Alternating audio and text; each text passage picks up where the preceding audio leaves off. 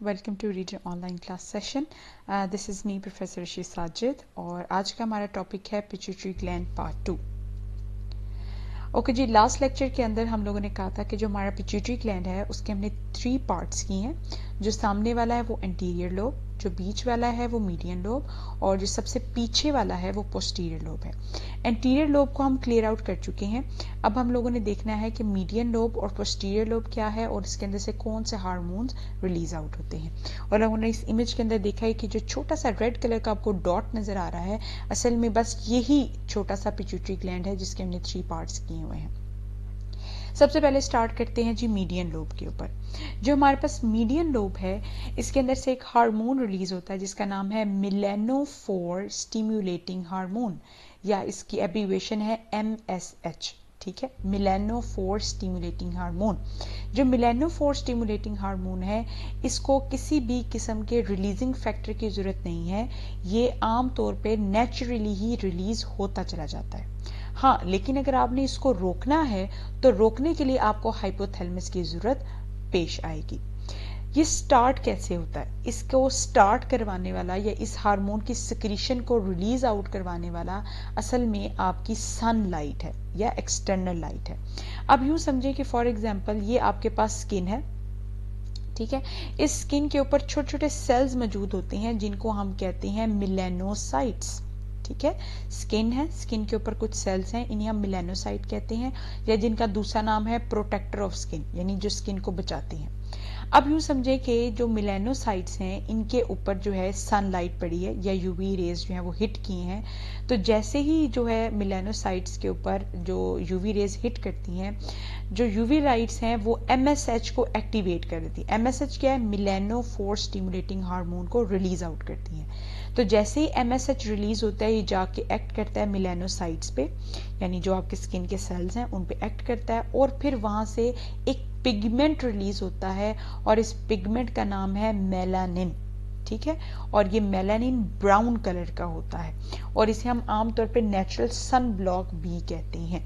ठीक है, जिस तरह फॉर एग्जांपल इस इमेज के अंदर देखें कि सनलाइट है, सनलाइट ने क्या किया, यूवी रेज जो है वहां से रिलीज आउट की, वो स्किन पे जाके हिट हुई, और हिट होने से क्या हुआ कि जो मेलानोसाइट्स हैं उनके अंदर MSH की जो है वो कंसंट्रेशन ज्यादा हुई, वहां से उन्होंने मेलानिन पिगमेंट को निकाला जो कि ब्राउन इन कलर थे। देखिए बाकी सारे सेल्स आम नेचुरल कलर के हैं और जो ये सेल्स हैं इनके अंदर मेलानिन की प्रोडक्शन बहुत ज्यादा हो गई है और ये स्किन को ब्राउन कर देते हैं। इस वजह से भी हम कहते हैं कि ज्यादा धूप में नहीं बैठना चाहिए, धूप से रंग काला पड़ जाता है। वो काला क्यों पड़ता है कि जैसे ही सनलाइट हमारी स्किन को हिट करती है, हमारे नेचुरली हमारे स्किन के अंदर से एक पिगमेंट रिलीज होता है जिसका नाम क्या है, मेलानिन, और ये ब्राउन कलर का होता है। अच्छा, अगर इसकी बहुत ज्यादा सिक्रीशन हो जाए, इस हार्मोन की बहुत ज्यादा सिक्रीशन हो जाए ड्यूरिंग प्रेगनेंसी, तो हम कहते हैं कि जो प्रेग्नेंट फीमेल है उसके ऊपर डार्क स्पॉट्स बनना जो है वो शुरू हो जाते हैं, और इस डिजीज को हम हाइपर पिगमेंटेशन या पिगमेंटेशन का नाम भी देते हैं। ये स्किन के ऊपर छोटे छोटे से ब्राउन कलर के दाग डाल देती है, और ये इस वजह से होती है, यानी ड्यूरिंग प्रेगनेंसी इसकी सिक्रीशन या इस हार्मोन की सिक्रीशन ज्यादा होने के चांसेस होते हैं। इसके अलावा एक दूसरी डिजीज भी है जिसे हम एडिसन डिजीज कहते हैं, और इस डिजीज के अंदर क्या होता है कि इसके सिक्रीशन ज्यादा होने से जो एड्रीनल कॉर्टेक्स वाला पोर्शन है एड्रीनल ग्लैंड का, वो डिस्ट्रॉय हो जाता है। ठीक है, और इसके भी इंशाल्लाह भी डिटेल जो है वो एड्रीनल कॉर्टेक्स या एड्रीनल ग्लैंड वाले पार्ट के अंदर हम पढ़ेंगे। अच्छा, फिर एक और हाइपर सिक्रीशन की वजह ये है कि अगर इसके अंदर अगर हमारी स्किन बहुत ज्यादा एक्सपोजर कर रही है सनलाइट से, तब भी हमारे स्किन के अंदर इसकी हाइपर सिक्रीशन हो सकती है और रिजल्ट क्या होगा, स्किन जो है वो डार्क हो जाएगी। तो याद रखना है कि 3 कंडीशंस के अंदर इसकी सिक्रीशन बहुत ज्यादा हो सकती है। First one is during pregnancy, second one Addison disease जो कि एड्रीनल कॉर्टेक्स को डिस्ट्रॉय कर देगी, एंड थर्ड वन जब सनलाइट में बहुत ज्यादा आपको स्किन के ऊपर पड़ रही हो। उसके बाद नेक्स्ट आता है जी पोस्टीरियर लोब। जो हमारे पास पोस्टीरियर लोब है, यहाँ से 2 हार्मोन रिलीज होते हैं, ADH, ठीक है, और दूसरा ऑक्सीटोसिन। ADH क्या है? Anti diuretic hormone. ठीक है, इन एक चीज इनके अंदर याद रखनी है कि इन दोनों हार्मोन्स को बनाया कहाँ जाता है, हाइपोथैलेमस के अंदर बनाया जाता है, और रिलीज कहाँ से किया जाता है, पोस्टीरियर लोब से रिलीज किया जाता है। इसको आपने बनाना कहाँ पे, हाइपोथैलेमस में आप इसको बनाएंगे और रिलीज कहाँ पे करवाएंगे, किसकी मदद से करवाएंगे, पोस्टीरियर लोब से। अच्छा, ये कहा जाता है, अभी तो हम सिर्फ एडीएच को पढ़ रहे हैं, उन्होंने कहा जो एंटी डाययूरेटिक हार्मोन है असल में ये एक इंसान का बीपी जो है वो कंट्रोल करता है, ठीक है, यानी ब्लड प्रेशर को कंट्रोल करता है। एट द सेम टाइम ये वाटर डिटेक्शन भी करता है। वाटर डिटेक्शन का मतलब ये है कि वो जिस्म के अंदर पानी के लेवल को भी देखेगा कि ज्यादा है या कम है। अच्छा, अब यूं समझें कि हमारे पास एक ऐसी कंडीशन है जिसके अंदर ब्लड का प्रेशर जो है वो एकदम कम हो गया, ठीक है। ब्लड प्रेशर कम हुआ है, इसका मतलब ये है कि ब्लड वॉल्यूम भी कम हो गया। ब्लड वॉल्यूम हम इस सेंस में ले रहे हैं कि ब्लड के अंदर जो वाटर का वॉल्यूम है वो कम हो गया है। तो जब वाटर कम हो जाएगा तो ब्लड का वॉल्यूम भी कम होगा, ब्लड के वॉल्यूम कम होने से ब्लड प्रेशर भी कम हो जाएगा। अच्छा, तो इसको हम इस सेंस में भी मैं कह सकती हूँ कि चूंकि वाटर का लेवल कम हो गया तो ऑस्मोटिक प्रेशर भी कम हो गया। ऑस्मोटिक का क्या मतलब है, वाटर, तो जब वाटर कम है तो उसका प्रेशर भी कम है और उसका वॉल्यूम भी कम है। अब जो पानी का लेवल एकदम कम हो गया है, हाइपोथैलेमस के अंदर ऑस्मो रिसेप्टर्स जो हैं वो उसको डिटेक्ट कर लेते हैं। तो जैसे ही हाइपोथैलेमस को पता चलता है कि ब्लड के अंदर पानी का लेवल कम हो चुका है, वो अपने अंदर से एक रिलीजिंग फैक्टर रिलीज आउट करता है। ये releasing factor posterior pituitary gland पे जाके एक्ट करता है और पोस्टीरियर पिट्यूटरी ग्लैंड वहां से एक हार्मोन रिलीज करता है जिसका नाम क्या है, एडीएच, एंटी डाययूरेटिक हार्मोन। ये ब्लड की मदद से कहां तक जाता है, नेफ्रॉन के पास जाता है। और नेफ्रॉन के अंदर आपको याद है कि हमारे पास कलेक्टिंग डक्ट थी, ये बिल्कुल लास्ट वाली, इस इमेज पे आके देखें, ये लास्ट वाली आपके पास क्या है, कलेक्टिंग डक्ट है।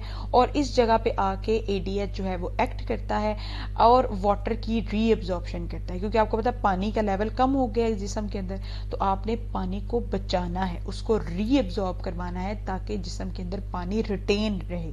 तो जैसे ही पानी का लेवल ज्यादा होगा तो ब्लड वॉल्यूम ज्यादा होगा, ब्लड वॉल्यूम ज्यादा होगा तो ब्लड का ऑस्मोटिक प्रेशर भी ज्यादा होगा, ऑस्मोटिक प्रेशर ज्यादा होगा तो हम कहेंगे जी बीपी जो है वो ज्यादा होगा या ब्लड का प्रेशर ज्यादा हो गया, ठीक है। इस साइकिल को जो वो याद रखना है, यही साइकिल जो आपकी बुक के अंदर एक पैराग्राफ की फॉर्म में लिखा गया है, ठीक है। एक बार दोबारा देखते हैं, ब्लड का प्रेशर कम हो जाता है तो ब्लड वॉल्यूम भी कम होता है। ब्लड वॉल्यूम कम क्यों होता है, क्योंकि वाटर कम हो जाता है।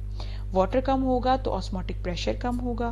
तो इसको डिटेक्ट करने के लिए हमारे पास हाइपोथैलेमस में कुछ रिसेप्टर्स हैं जिसे हम ऑस्मो रिसेप्टर्स कहते हैं। तो जैसे ही हाइपोथैलेमस को पता लगेगा इस सारी सिचुएशन का, वो एक रिलीजिंग फैक्टर रिलीज आउट करेगा जो पोस्टीरियर पिट्यूटरी ग्लैंड पे एक्ट करेगा, वो हार्मोन निकालेगा एडीएच जो ब्लड के थ्रू ट्रेवल करेगा नेफ्रॉन के पास। और नेफ्रॉन कहाँ मौजूद है, किडनी के अंदर। तो नेफ्रॉन के कौन से हिस्से पे जाके एक्ट करेगा, कलेक्टिंग डक्ट के ऊपर, और वहां से वाटर की रीअब्जॉर्प्शन फिर स्टार्ट हो जाएगी। जब वाटर की रीअब्जॉर्प्शन स्टार्ट हो जाएगी, पानी जो है वो जिस्म के अंदर ही रहेगा, अंदर रहेगा तो ब्लड का वॉल्यूम ज्यादा होगा और ऑस्मोटिक प्रेशर ज्यादा होगा और ब्लड प्रेशर जो है वो ज्यादा हो जाएगा।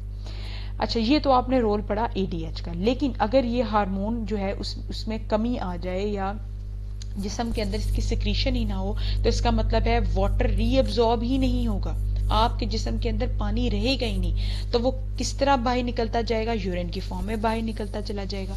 और जब आपके जिस्म में पानी रहेगा ही नहीं, सारा यूरिन के थ्रू ही बाहर निकल जाता है, तो आपको प्यास बहुत ज्यादा लगनी शुरू हो जाती है, जिसे हम कहते हैं एक्सटेंसिव थ्रस्ट जो है वो लगना शुरू हो जाती है। और ये कंडीशन कब होती है, उन पेशेंट्स के अंदर होती है जिनको डायबिटीज हो जाती है, जिसे हम कहते हैं डायबिटीज इंसिपिडस, ठीक है। ये देखें, इस इमेज के अंदर भी आप देख सकते हैं कि एक बंदा है, वो कॉन्टिन्यूसली पानी पी रहा है, वो इस वजह से क्योंकि उसका जो पिट्यूटरी ग्लैंड है, उसका जो पोस्टीरियर लोब है, वो एडीएच रिलीज नहीं कर रहा, और एडीएच रिलीज इस वजह, एडीएच ना रिलीज करने की वजह से उसकी किडनी जो है वो पानी को रीअब्सॉर्ब नहीं कर रही और सारा पानी जो है वो यूरिन के थ्रू बाहर निकाल रही है। इस वजह से उसको प्यास ज्यादा लग रही है और वो कॉन्टिन्यूसली पानी पीता चला जा रहा है। उसके बाद नेक्स्ट जो हमारे पास हार्मोन है वो है ऑक्सीटोसिन, और ये हम लोग पढ़ भी चुके हैं रिप्रोडक्शन वाले चैप्टर के अंदर कि जो ऑक्सीटोसिन है ये दो चीजों में हेल्प करता है, एक बर्थ के प्रोसेस के अंदर और एक मिल्क की प्रोडक्शन के अंदर। तो सबसे पहले ऑक्सीटोसिन का काम क्या है कि जो सर्विक्स है इसकी डिस्टेंशन करवाए, इसको रिलैक्स करवाए, इसका जो सर्विक्स है इसकी जगह को खोले ताकि जो है वो बेबी इजेक्ट आउट हो सके। इसके अलावा प्रोजेस्टेरॉन को लेवल लेवल को कम करता है और ये हेल्प करता है ड्यूरिंग पार्चुरेशन यानी बर्थ के प्रोसेस को ईजी करता है। At the same time it also help in the sucking of milk. अच्छा, अब होता क्या है कि ऑक्सीटोसिन जो है, जो हमारे पास यूट्रस है फीमेल की, ठीक है, अब मैंने आपको बताया था कि जो हमारे पास यूट्रस है इसकी 3 लेयर्स हैं और इसकी जो बीच वाली लेयर है इसके अंदर मसल्स होते हैं और इसको हम नाम देते हैं स्मूथ मसल्स का। तो जैसे ही बर्थ का प्रोसेस होता है ऑक्सीटोसिन का लेवल ज्यादा होता है। ऑक्सीटोसिन क्या करता है, इन स्मूथ मसल्स पे जाके एक्ट करता है और वहां पे कॉन्ट्रैक्शन जो है वो स्टार्ट करवा देता है और इनकी कॉन्ट्रैक्शन और रिलैक्सेशन से क्या होता है कि चाइल्ड बर्थ जो है उसका प्रोसेस ईजी बनाया जाता है। फिर इसके अलावा कि जो ऑक्सीटोसिन है इसका दूसरा फंक्शन ये है कि it also help to eject the milk from the mammary glands of mother. ठीक है, ये स्ट्रक्चर हम ऑलरेडी पढ़ चुके हैं कि हमारे पास यूट्रस है एंड देन वी हैव जो यूट्रस का नेक है वो आपके पास सर्विक्स कहलाता है और जो बिल्कुल लास्ट पोर्शन है वो विजाइना कहलाता है। ठीक है जी, आप इसको इस डायग्राम में भी देख सकते हैं। ओके जी, thank you for listening. Allah Hafiz.